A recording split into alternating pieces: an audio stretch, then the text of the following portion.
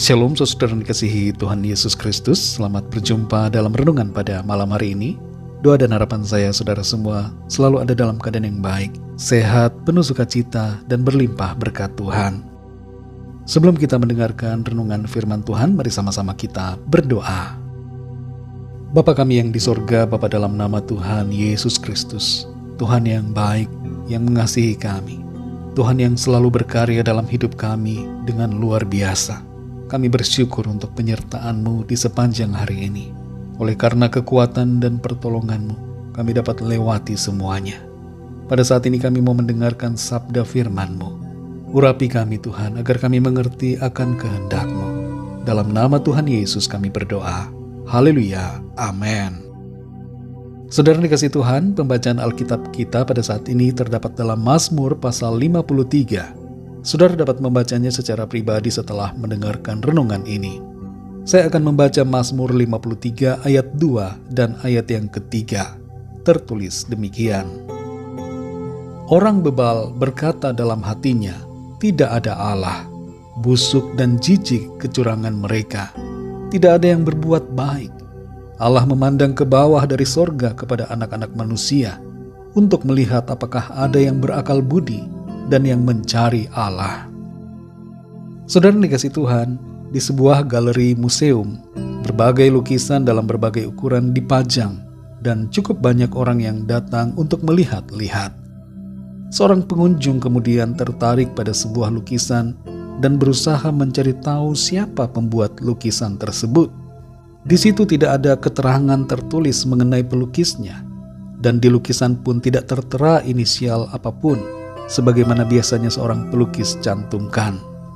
Pihak galeri kemudian memberitahukan kepadanya bahwa pelukisnya adalah Lawrence Stephen Lowry. Saudara dikasih Tuhan, untuk sebuah lukisan, semua orang tahu bahwa ada pembuatnya. Tidak mungkin tidak ada yang membuat.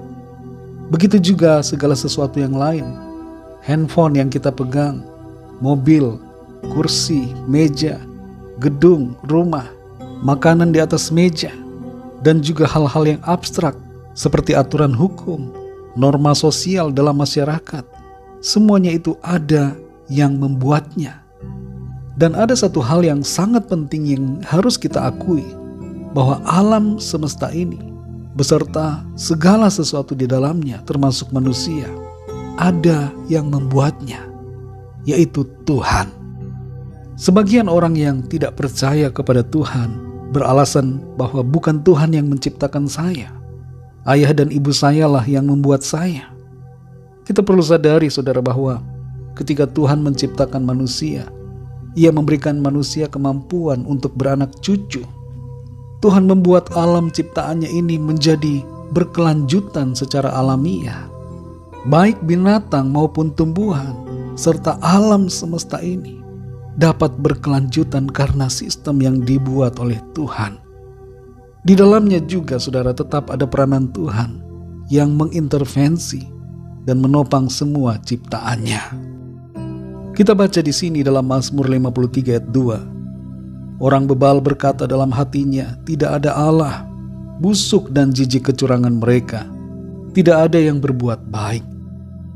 Sekarang ini saudara, jumlah penganut ateis di berbagai negara mengalami peningkatan. Mereka menolak mengakui akan keberadaan Tuhan, dan mereka menolak untuk tunduk pada aturan-aturan Tuhan. Sikap penolakan seperti ini merupakan sikap yang tidak benar dan berlawanan dengan fakta kebenaran. Penolakan akan eksistensi Tuhan sebenarnya disadari atau tidak membawa dampak yang buruk.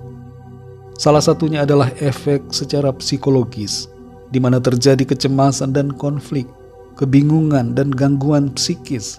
Karena penolakan itu memunculkan juga berbagai pertanyaan, seperti mengapa saya ada, untuk apa saya hidup, dan secara terus-menerus pikiran dan hati nurani bergumul dan berperang soal keberadaan Tuhan. Kita baca di ayat yang ketiga. Di situ tertulis bahwa Tuhan memandang dari sorga untuk melihat apakah ada orang yang berakal budi dan mencari Allah.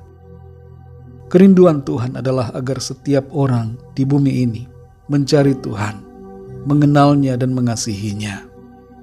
Tapi sayangnya kebanyakan dari kita manusia cenderung untuk mengabaikan Tuhan. Padahal mencari Tuhan membawa kita pada kehidupan. Dalam Amos 5 ayat 6a di situ tertulis, "Carilah Tuhan, maka kamu akan hidup."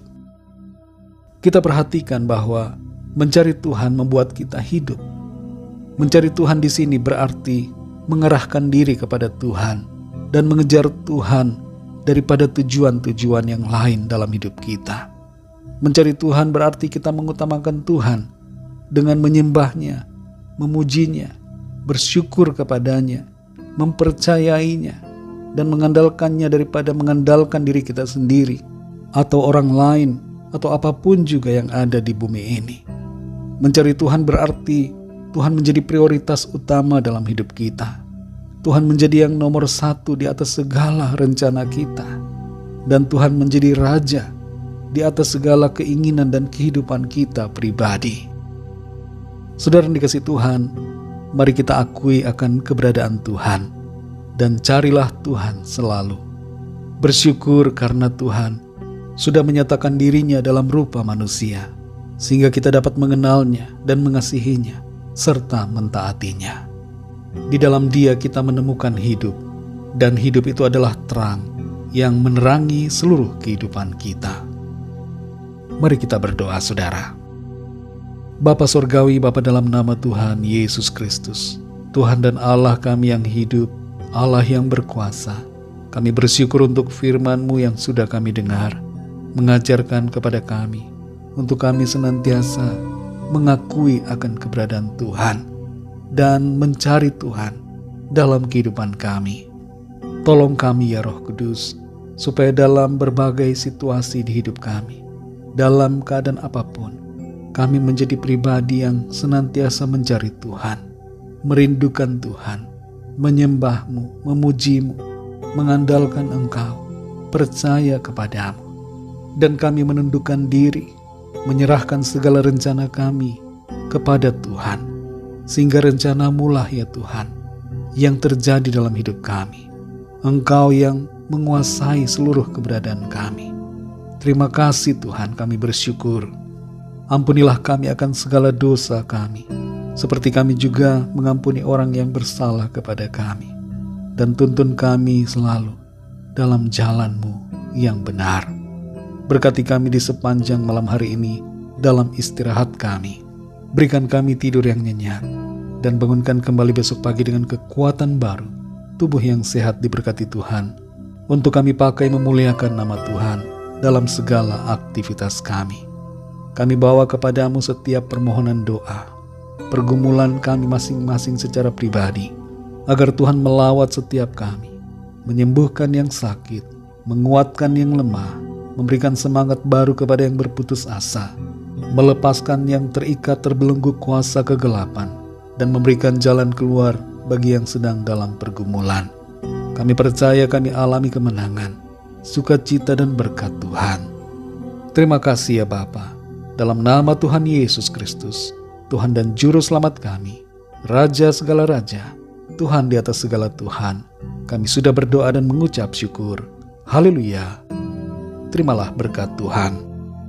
Tuhan memberkati engkau dan melindungi engkau.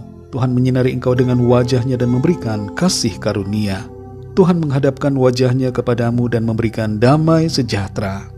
Berkat anugerah dari Bapa Surgawi, cinta kasih karunia dari Tuhan Yesus Kristus, dalam persekutuan dan penghiburan Roh Kudus, menyertai saudara semua, sekarang ini dan sampai selama-lamanya.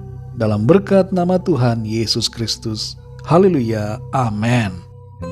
Puji Tuhan, saudara yang dikasihi Tuhan, saya percaya firman Tuhan menjadi berkat dan kekuatan buat saudara semua. Dan Roh Kudus akan menolong saudara untuk lebih lagi memahami kebenaran firman Tuhan.